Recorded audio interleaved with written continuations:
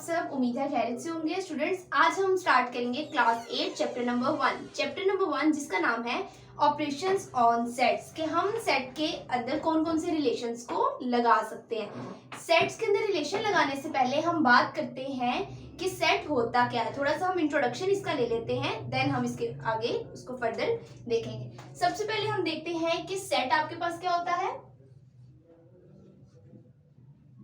जी। Set जो word है वो आपके पास जॉर्ज कैंटोर, जिसने 19th सेंचुरी में ये वर्ड फर्स्ट टाइम अपनी थ्योरी में यूज किया था, जो कि हम आज तक डिफरेंट ब्रांचेस ऑफ मैथ्स में हम यूज करते आ रहे हैं। अब सेट की डेफिनेशन देखते हैं। सेट की डेफिनेशन आपके पास क्या है? Collection of well defined and distinct objects। ठीक हो गया स्टूडेंट्स? ये आपके पास क्या है? कलेक्शन है किसकी? वेल डिफाइंड और डिस्टिंक्ट ऑब्जेक्ट्स की। ये है आपके पास डेफिनेशन। अब हम देखते हैं कि वेल डिफाइंड और डिस्टिंक्ट क्या है। वेल डिफाइंड स्टूडेंट्स, आपके पास ऐसे स्टेटमेंट्स जो कि प्रॉपर डिफाइंड हो। फॉर एग्जाम्पल हम यहाँ पे ले लेते हैं सेट ऑफ क्रिकेट प्लेयर्स। ठीक हो गया स्टूडेंट्स? हमने ले लिया सेट ऑफ क्रिकेट प्लेयर्स। तो क्रिकेट प्लेयर्स आपके पास एक वेल डिफाइंड स्टेटमेंट है, तो इसको हम क्या कहेंगे? सेट कहेंगे। लेकिन अगर मैं यहाँ पे लिख लूं सेट ऑफ गुड प्लेयर्स,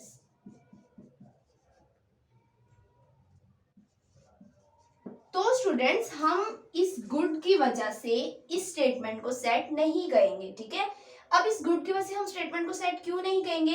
क्योंकि गुड जो है, गुड की कोई आपके पास डेफिनेशन है?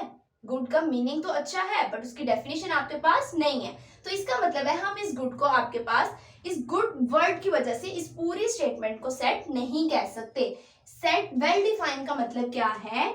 ऐसी स्टेटमेंट जिसके अंदर adjective not present.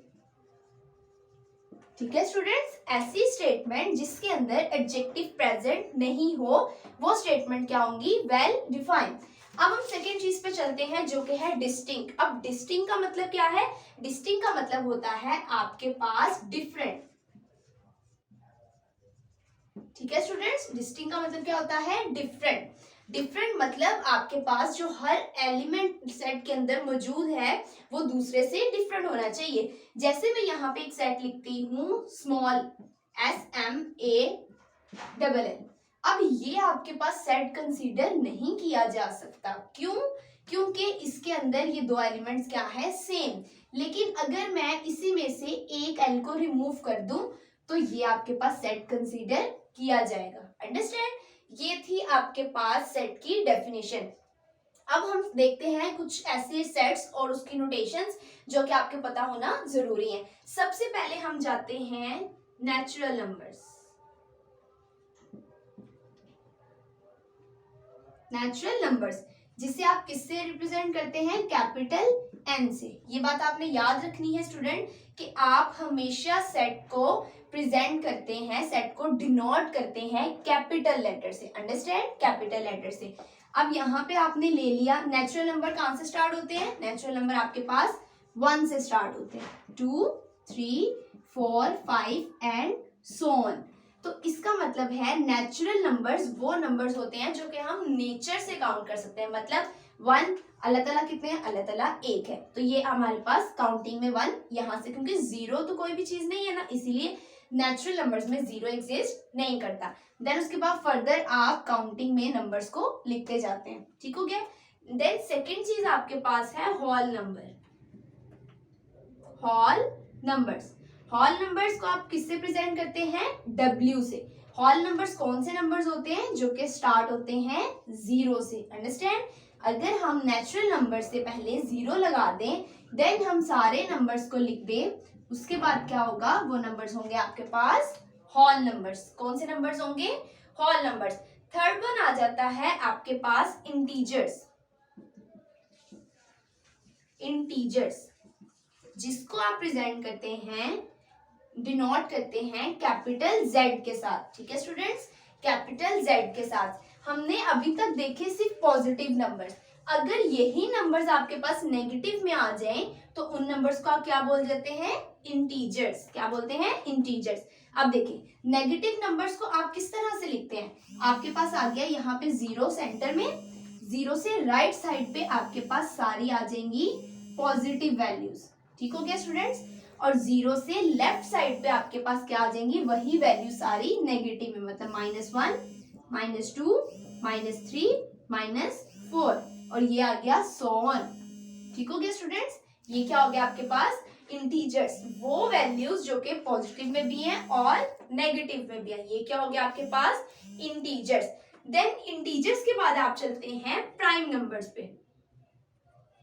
Prime numbers, अब इसको किससे हम कैपिटल P से हम इसे डिनोट करते हैं। अब स्टूडेंट्स आप मुझे ये बताएं कि प्राइम नंबर्स कौन से नंबर्स होते हैं। एक बात आपने याद रखनी है, प्राइम नंबर्स आपके पास वो नेचुरल नंबर्स होते हैं जिसके आपके पास दो डिफरेंट फैक्टर्स हो। अंडरस्टैंड? ऐसे नेचुरल नंबर जिसके आपके पास दो डिफरेंट फैक्टर्स हो। डिफरेंट फैक्टर्स से मुराद क्या है? अब ऐसे नेचुरल नंबर मैंने आपको बोला है। अब हम स्टार्ट करते हैं 1 से। अब हम देखते हैं कि आपके पास यहाँ पे 1 है। 1 आप मुझे बताएं किस किस टेबल पे जाता है? 1 पे जाता है, 1 पे जाता है। और किसी टेबल पे जाता है 1? और किसी भी टेबल पे 1 नहीं जाता। इसीलिए 1 जो है प्राइम नंबर में हम नहीं लिख सकते। अब हम जाते हैं 2 पे। 2 देखें यहाँ पे 2। अब 2 1 पे जाता है क्योंकि 1 पे हर नंबर जाता है। ठीक हो गया? 1 पे गया। और 2 किस पे जाता है? और 2 पे भी जाता है। 2 1 2, मतलब ये 2 पे भी गया। अब 2 3 पे जाता है?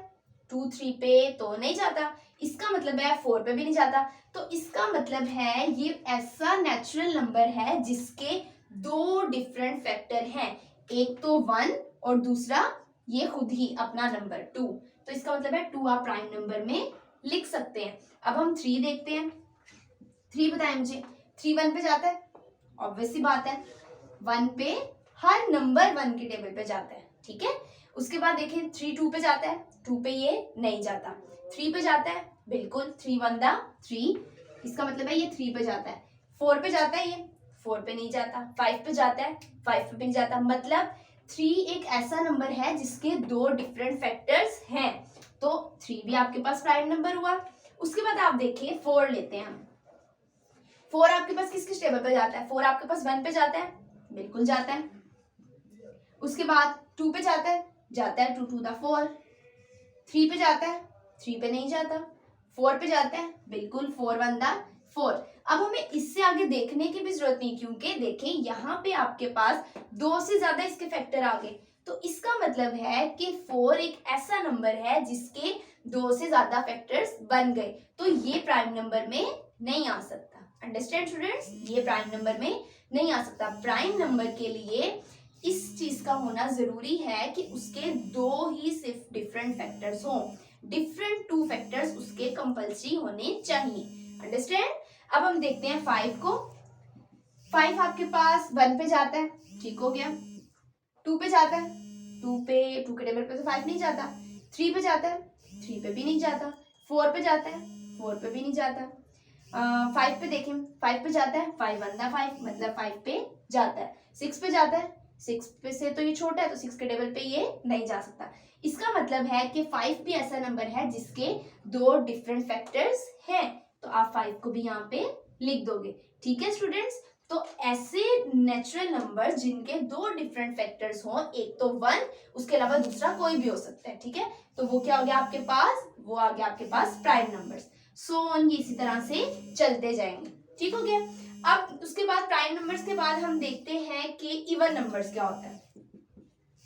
इवन नंबर्स, इवन नंबर्स को आप किससे डिनोट करते हैं? कैपिटल ई से, क्योंकि आपको मैंने पहले भी बताया कि आप हर सेट को डिनोट करते हैं कैपिटल लेटर से। तो जहां पे ई नजर आएगा उसका मतलब क्या है? Even numbers. अब इवन नंबर्स क्या होते हैं ये आप मुझे बताएं। इवन नंबर्स कौन से नंबर्स होते हैं? इवन नंबर्स आपके पास वो नंबर्स हैं जो कि 2 के मल्टीपल्स हैं। किसके मल्टीपल्स हैं? 2 के। जैसे मैं यहाँ पे काउंटिंग लिखती हूँ अब 0 1 2 3 4। अब देखें 2 के टेबल पे 2 1 द 2, 2 2 द 4, उसके बाद 2 3 द 6। तो इसका मतलब है कि 0 भी क्या आएगा आपके पास इवन नंबर्स में आएगा। जैसे 2 आ रहा है, 4 आ रहा है, 6 आ रहा है तो 1 नहीं आएगा, लेकिन 0 जो है वो डिवाइड हो रहा है। तो मतलब 2 के जितने भी मल्टीपल्स होंगे वो तमाम क्या होंगे? Even numbers. अंडरस्टैंड? यहाँ पे क्या आएगा? 0 2 4 6 8। 2 का पूरा टेबल जिसको आप बोल सकते हैं वो आपके पास क्या है? Even numbers. इवन नंबर्स के बाद आपके पास क्या आ जाते हैं? Odd numbers. कौन से numbers? Odd numbers. Odd numbers को आप किस लेटर से करेंगे डिनोट? ऑड नंबर्स को आप डिनोट करेंगे कैपिटल ओ से। किससे डिनोट करेंगे स्टूडेंट्स? उसको आप डिनोट करेंगे कैपिटल ओ से। आप इसको देखें कि ऑड नंबर कौन से नंबर्स हैं? इवन नंबर के अलावा जितने बाकी नंबर्स आपके पास रह गए वो तमाम क्या होंगे? Odd number. जैसे 1 3 5, उसके बाद यहाँ पे 7, उसके बाद 8 आपके पास तो इवन हो गया, उसके बाद 9। ये तमाम नंबर्स क्या हो गया आपके पास? ये तमाम नंबर्स आपके पास हो गए हैं ऑड नंबर्स। यहाँ पे हम लिख लेते हैं 1 3 5 7 9 एंड सो ऑन। ये आपके पास कौन से नंबर्स आ गए हैं? ये आपके पास ऑड नंबर्स आ गए। देन एक और नंबर आपकी बुक में बताए गए हैं जो कि हैं रैशनल नंबर्स। तो स्टूडेंट्स अब हम देखते हैं कि रैशनल नंबर्स क्या होते हैं। ये कॉन्सेप्ट आपके लिए थोड़ा सा नया है क्योंकि इसको आप पहले नहीं पढ़ चुके हैं। इन नंबर्स को तो फिर भी आप जानते थे कि ये नंबर्स कौन से हैं, लेकिन अभी आप जो नंबर्स पढ़ेंगे वो होंगे नए नंबर। तो नंबर्स का कौन सा है? Rational numbers. अब इस रैशनल नंबर को आप किससे डिनोट करते हैं? इसको आप डिनोट करते हैं कैपिटल क्यू से। किससे डिनोट करते हैं? कैपिटल क्यू से। ठीक हो गया। अब रैशनल नंबर कौन से नंबर्स होते हैं हम ये देखते हैं। P ओवर Q के फॉर्म में होते हैं, जहां पे P और Q जो है वो बिलोंग करता है आपके पास इंटीजर से and Q not equal to 0। तो ये जो आपके पास सेट आपको नजर आ रहा है ये नंबर्स होते हैं रैशनल नंबर्स। ऐसे नंबर्स जो कि P ओवर Q की फॉर्म मतलब डिवाइड के फॉर्म में होते हैं और उसमें P और Q बिलोंग करते हैं Z। अब Z आपके पास क्या था? इंटीजर्स, मतलब उसमें प्लस में वैल्यूज भी आ सकती हैं और माइनस में भी आ सकती हैं। और इसके अंदर Q जो है मतलब नीचे वाली जो वैल्यू है, डिनोमिनेटर जो है वो आपके पास कभी भी 0 नहीं होता। अगर डिनोमिनेटर आपके पास 0 आ जाए तो उसका आंसर आपके पास इन्फिनिटी आ जाता है। Understand students? उसका आंसर क्या आ जाता है आपके पास? इन्फिनिटी। अब हम एक एग्जांपल लेते हैं। जैसे आपके पास यहाँ पे है 4 ओवर 2। ये आपके पास रैशनल नंबर है। हम ये देखते हैं कैसे। ये जैसे आपके पास 2 1 द 2 2 द 4, तो इसको अगर हम डिवाइड करें आपके पास एक नंबर आ गया, मतलब वो नंबर जो डिवाइड की फॉर्म में हो। अगर मैं यहाँ पे 3 लिखती हूँ तो आप मुझे बताएं ये रैशनल नंबर है या नहीं है? ये भी एक रैशनल नंबर है। ये रैशनल नंबर क्यों है? क्योंकि जो वैल्यू जिसके नीचे कुछ भी नहीं होता उसके नीचे 1 होता है। अंडरस्टैंड? अगर मैं इसी को उल्टा करके यहाँ पे लिख दूं 1 ओवर 3, अब आप मुझे बताएं कि ये रैशनल नंबर है या नहीं है। इसको हम चेक करते हैं। हम इसको क्या करेंगे? डिवाइड करते हैं। अगर 1 अंदर और 3 बाहर, 3 के टेबल पे 1 तो नहीं आता, आप क्या करेंगे? पॉइंट लगा के 0। तो 3 3 द 9, 9 में से 10 में से 9 गए 1, फिर इस पॉइंट का 0, 3 3 द 9, उसके बाद फिर 1, फिर इस पॉइंट का 0। तो मतलब आपके पास सो ऑन इस तरह ही ये चलता जा रहा है। इसका मतलब 0.333। एक और आपने चीज याद रखनी है कि ऐसे नंबर्स जो के चलते जा रहे हैं मतलब नॉन टर्मिनेटिंग है, इनफाइनाइट नंबर्स हैं जिनका आंसर आपके पास आता जा रहा है सो ऑन, जब तक आप उसे सॉल्व करते जाएं, वो नंबर्स रैशनल नंबर में काउंट नहीं होंगे। इसका मतलब क्या हुआ कि रैशनल नंबर आपके पास वो नंबर्स होते हैं जो टर्मिनेटिंग हो। ठीक हो गया? जो कि टर्मिनेटिंग हो। टर्मिनेटिंग से क्या मुराद है? वो नंबर्स जो कि आपके पास एक हद तक रुक जाते हैं। जैसे मैंने इसको डिवाइड किया था 2 1 दा 2, 2 2 दा 4, तो यहाँ पे 2 आपके पास आ गया था। तो ये एक फाइनाइट आंसर है आपके पास, मतलब एक टर्मिनेटिंग आपके पास आंसर आ गया, जो कि एक लिमिट में आपने आंसर ले लिया। लेकिन ये जो नंबर है इसका आंसर 0.3333 एंड सो ऑन चलता जा रहा है। तो ये ऐसा नंबर है जो कि रुक नहीं रहा है, जितना आप सॉल्व करें ये रिपीट होता जाएगा। तो ऐसे नंबर्स जो है वो रैशनल नंबर्स में नहीं आएंगे। अंडरस्टैंड स्टूडेंट्स, ऐसे नंबर्स जो है वो आपके पास रैशनल नंबर में नहीं आएंगे। नहीं तो p ओवर q डिवाइड के फॉर्म में जितने नंबर्स हैं वो सब आपके पास रैशनल नंबर में आएंगे। अब हम आगे चलते हैं, नेक्स्ट टॉपिक है आपका subset. Subset of a set क्या होता है, अब हम देखते हैं जी सबसेट ऑफ अ सेट क्या होता है। जी स्टूडेंट्स, तो अब हम देखते हैं कि सबसेट ऑफ अ सेट क्या होता है। लेट्स सपोज यहाँ पे हम एक एग्जांपल देखते हैं, एग्जांपल से देखते हैं कि सबसेट ऑफ अ सेट क्या होता है। आपके पास एक, सबसे पहले हम देखते हैं कि सबसेट क्या है। ठीक है, आपके पास एक सेट है यहाँ पे x, इसके अंदर आपके पास 1 2 3 क्या हो गया, आपके पास 3 एलिमेंट्स आ गए। सेम आपके पास दूसरा यहाँ पे एक सेट है y, इसके अंदर आपके पास 1 2 3 और 4, ये आपके पास 4 एलिमेंट्स आ गए। अब देखें ऐसा सेट जिसके अंदर तमाम वो एलिमेंट्स हैं जो दूसरे सेट के अंदर मौजूद हैं, तो इसका मतलब है जो छोटा वाला सेट है वो बड़े वाले सेट का क्या है, सबसेट। क्या है, सबसेट। इसको आप लिखेंगे कैसे, इसका मतलब है x जो है वो सबसेट है, ये सिंबल है आपके पास सबसेट का, x सबसेट है y के। इसका क्या मतलब हुआ कि जो छोटा वाला सेट है जिसके तमाम एलिमेंट बड़े वाले में मौजूद हैं, तो वो छोटा वाला बड़े वाले का सबसेट हुआ। तो ये बड़ा वाला क्या हुआ, ये वाला सेट आपके पास सुपर सेट। क्या हुआ आपके पास, सुपर सेट। अंडरस्टैंड, जो ऐसा सेट जिसके तमाम एलिमेंट दूसरे में मौजूद हों, वो सेट दूसरे का क्या कहलाता है, सबसेट। और जो बड़ा वाला सेट है वो आपके पास, बड़ा से मुराद जिसके अंदर एक एलिमेंट ज्यादा है, वो आपके पास क्या कहलाता है, सुपर सेट। क्या कहलाता है, सुपर सेट। अंडरस्टैंड स्टूडेंट्स, ये क्या है, सुपर सेट। अब हम देखते हैं किसी भी सेट के हम सबसेट्स कैसे बनाते हैं। लेट्स सपोज आपके पास यहाँ पे हम एक एग्जांपल ले लेते हैं, यही वाली, x is equal to 1 2 and 3। अब आपने इसके सबसेट्स बनाने हैं। हम इसके सबसेट्स कैसे बनाते हैं, सबसेट बनाने के लिए आपके पास एक ट्रिक है, एक फॉर्मूला है, वो क्या है, 2 की पावर n। ठीक हो गया। इस फॉर्मूले के जरिए आपको पता चलेगा कि आप किसी भी सेट के कितने सबसेट्स बना सकते हैं। अब देखें n से क्या मुराद है, n से मुराद है आपके पास नंबर ऑफ एलिमेंट्स। क्या मुराद है आपके पास, number of elements. Number of elements किसके, जो कि इस सेट के अंदर मौजूद है। इस सेट के अंदर कितने नंबर ऑफ एलिमेंट है, 1 2 एंड 3। तो इसका मतलब हम इस n की जगह पे क्या लिखेंगे, 3, 2 की पावर 3। अंडरस्टैंड, पावर में लिखेंगे। अब इस पावर में लिखने का क्या मकसद है, इसका मतलब है कि आपने 2 को 2 के साथ ही 3 दफा मल्टीप्लाई करना है। कैसे, 2 multiply by 2 multiply by 2। Understand, 2 को आपने 3 दफा लिख दिया और उसके सेंटर में मल्टीप्लाई का सिंबल लगा दिया। अब इसको मल्टीप्लाई करके आंसर कैसे निकालेंगे, 2 2 दा 4, 4 2 दा 8। क्या आंसर आएगा इसका, 8। तो इस 8 से मुराद है कि आपके पास ये जो सेट गिवन है इसके 8 सबसेट बनेंगे। कितने सबसेट बनेंगे, 8।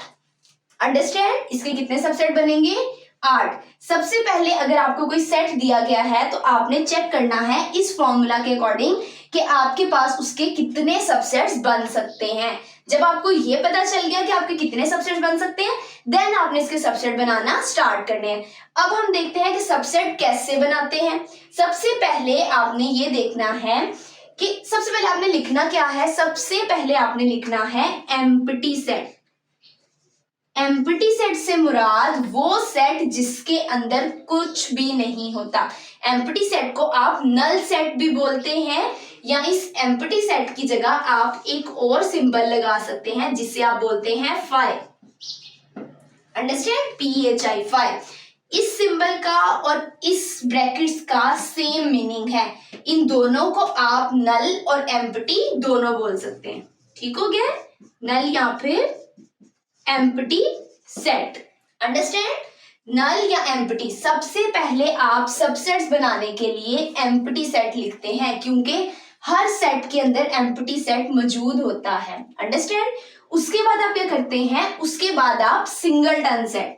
सिंगलटन सेट क्या होता है, अब ये भी जानने की जरूरत है। सिंगलटन में आप लिखते क्या है, सबसे पहला एलिमेंट सिंगलटन। अब सिंगलटन सेट से मुराद क्या है, वो सेट जिसके अंदर सिर्फ एक एलिमेंट आए। जैसे ये यहाँ पे मैं लिख देती हूँ 1, और ये सेट कौन सा है आपके पास, सिंगलटन सेट। क्यों? सिंगल का मतलब क्या होता है, एक, तो इसका मतलब है ऐसा सेट जिसके अंदर सिर्फ एक एलिमेंट मौजूद हो, उसे आप क्या बोलते हैं, सिंगलटन सेट। तो ये आपने लिख दिया सिंगलटन सेट। अब जितने एलिमेंट्स हैं उन तमाम को सिंगल सिंगल करके लिखते हैं, 2, देन उसके बाद 3। तो आप ये देखिए कि आपने हर सेट को कॉमा से सेपरेट भी करना है। अंडरस्टैंड? सबसे पहले एम्प्टी, देन उसके बाद सिंगलटन, जितने एलिमेंट्स हैं उन तमाम को सिंगलटन में, ये हमने लिख लिया, एम्प्टी 1, 2 एंड 3। सिंगलटन के बाद आप क्या करते हैं, ऐसा सेट लिखेंगे जो कि 2 एलिमेंट्स वाला हो। कौन सा हो, 2 एलिमेंट्स वाला। अब आप क्या करेंगे, पहले फर्स्ट और सेकंड एलिमेंट को लिखेंगे, 1 एंड 2। अब आप क्या करेंगे, फर्स्ट के साथ थर्ड एलिमेंट को लिखेंगे, 1 एंड 3। अंडरस्टैंड? पहले फर्स्ट के साथ सेकंड को, फिर फर्स्ट के साथ थर्ड को, फिर इसी तरह से। अब फर्स्ट की तो खत्म हो गया, उसके बाद सेकंड, अब सेकंड के बाद कौन सा है, थर्ड वाला है, तो आप सेकंड के साथ थर्ड को लिखेंगे, 2, और उसके साथ आएगा यहाँ पे 3। सेकंड एलिमेंट आपके पास 2 था और थर्ड एलिमेंट आपके पास 3 था। आप ये, अब इसको आप काउंट करें, 1, 2, 3, 4, 5, 6 एंड 7। आपने टोटल सबसेट्स कितने बनाने थे, 8। यहाँ पे आपके पास कितने सबसेट्स आ गए हैं, यहाँ पे आपके पास 7 आ गए हैं। अब फर्स्ट भी हमने सिंगलटन सेट लिख लिया, देन हमने 2 एलिमेंट्स वाला। अब 2 के बाद क्या आता है, 3। अब 3 एलिमेंट्स वाला तो ये पूरा सेट है, तो इसका मतलब है कि यहाँ पे हम 1, 2 एंड 3 तीनों को लिख देंगे। अंडरस्टैंड? 1, 2 एंड 3 हमने यहाँ पे तीनों को लिख दिया। अब यहाँ पे आप काउंट करें, 1, 2, 3, 4, 5, 6, 7 एंड 8। तो नंबर ऑफ जो सबसेट्स थे वो हमने 8 के 8 बना लिए। एक बात आपने याद रखनी है कि आपको कैसे पता चलेगा कि आपके जो सबसेट्स हैं वो यहाँ पे कंप्लीट हो गए हैं। आपको एक तो इस फॉर्मूले के जरिए, दूसरा जब आपका लास्ट सेट सेम आपका क्वेश्चन रिपीट हो जाए। अंडरस्टैंड? जब लास्ट सेट आपका वही आए जो आपको सेट गिवन था, जिसके आपने सबसेट्स बनाने थे, इट्स मीन कि आपके सबसेट्स कंप्लीट हो चुके हैं।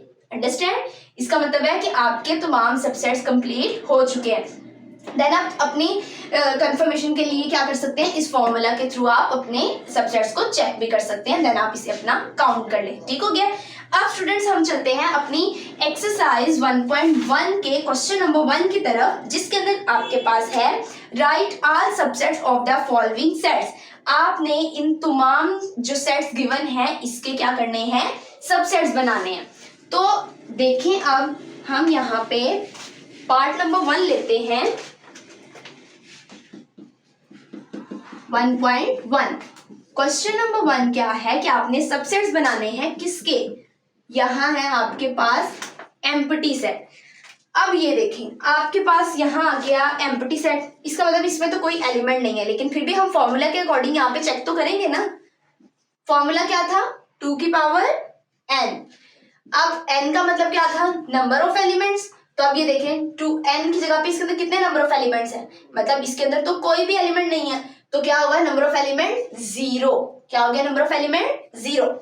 अब 2 की पावर 0, ये आपने एक चीज याद रखनी है, किसी भी वैल्यू की पावर, किसी भी चीज की पावर अगर आपके पास 0 आ जाए तो उसका आंसर हमेशा 1 आता है। क्या आता है उसका आंसर, हमेशा 1 आता है। 2 की पावर 0, तो इसका मतलब है आंसर क्या हुआ, 1। तो इस 1 का मतलब क्या है, आपके जो आपके पास गिवन एम्प्टी सेट है, जो मैंने आपको वहां पे बताया है, इसको एम्प्टी सेट या फिर नल सेट भी बोलते हैं। ठीक है? तो एम्प्टी सेट के कितने सबसेट्स बनेंगे, एक सबसेट। ठीक है? कितने सबसेट बनेंगे, एक सबसेट। अब मैंने आपको सबसेट बनाने का तरीका बताया। सबसे पहले आप क्या लगाते हैं, एम्प्टी सेट। तो आपने एम्प्टी सेट यहाँ पे लगा दिया, तो इसके कितने सबसेट बनने थे? एक सबसेट, वो मैंने यहाँ पे लिख दिया क्योंकि स्टार्ट हमेशा सबसेट कहाँ से होता है? एम्प्टी सेट से। अब एंड कहाँ पे होता है आपके सबसेट का? जहां पे आपका क्वेश्चन रिपीट हो जाए। अब देखें क्वेश्चन क्या था आपके पास? एम्प्टी सेट, तो आंसर भी क्या आ गया आपके पास? Empty set. मतलब इस एम्प्टी सेट का एक ही सबसेट है, वो है एम्प्टी सेट, ये खुद ही। ठीक हो गया? ये था आपके पास इसका आंसर। अब देखिए सेकंड, देखिए आपके पास सिंगलटन सेट है। सिंगलटन सेट आपके पास जैसे मैंने यहाँ पे लिखा हुआ है, ये वन आपके पास क्या है? Singleton set. सेकंड वाला आपने एज इट इज खुद ही करना है इसी तरह से। 1 है तो 2 की पावर 1 आ जाएगा, इसका मतलब है आपने 2 की पावर 1 होगी तो उसका मतलब है 1 मल्टीप्लाई बाय 2। 2 को आपने एक दफा मल्टीप्लाई करना है 1 के साथ, तो उसके कितने सबसेट्स बनेंगे आपके पास? 2 सबसेट्स बनेंगे। अंडरस्टैंड? कितने सबसेट्स बनेंगे? 2 सबसेट्स। अब थर्ड वाला पार्ट देखें। थर्ड है आपके पास यहाँ पे, थर्ड है आपके पास ए एंड बी, मतलब 2 है इसके अंदर आपके पास नंबर ऑफ एलिमेंट्स। तो हम पहले इसका चेक कर लेते हैं। 2 की पावर 2, 2 की पावर 2 का क्या मतलब है कि आपने 2 को 2 दफा मल्टीप्लाई करना है। 2 टू द 4, आंसर क्या आ गया आपके पास? 2 टू द 4 आपके पास यहाँ आंसर आ गया। अब इसका मतलब है इसके कितने सबसेट बनेंगे? 4 सबसेट बनाने स्टार्ट कहां से करते हैं? मैंने भी आपको बताया कहां से स्टार्ट करते हैं? एम्प्टी सेट से। Empty set, then singleton set. Singleton का से मुराद एक एलिमेंट आपने लिखना है, उसके बाद सेकंड वाला एलिमेंट लिखना है एक सेट में, उसके बाद डबल मतलब सेट जिसके 2 एलिमेंट्स आए आपने वो सेट लिखना है। तो यहाँ पे हमने लिख दिया ए और बी। अब देखें यहाँ पे आपके पास क्वेश्चन फिर से रिपीट हो गया, मतलब आपके सबसेट्स बन गए। अगर आपने चेक करना है कि सही बने हैं या गलत, तो फॉर्मूले के अकॉर्डिंग 4 सबसेट्स होने चाहिए थे। तो 1 2 3 एंड 4, तो ये आपके पास 4 सबसेट यहाँ पे कंप्लीट हो गया। तो स्टूडेंट्स आपका आज का लेक्चर इतना ही था जिसके अंदर हमने क्वेश्चन नंबर 1 को डिस्कस किया। अगर आप, उम्मीद है पहले तो आपको बहुत अच्छे से समझ आ गई होगी। अगर आपको कोई चीज समझ में नहीं आई है तो वो आप मुझसे डिस्कस कर सकते हैं। इंशाल्लाह हम उससे मजीद बेहतर करेंगे। ठीक है, okay, thank you students, Allah Hafiz.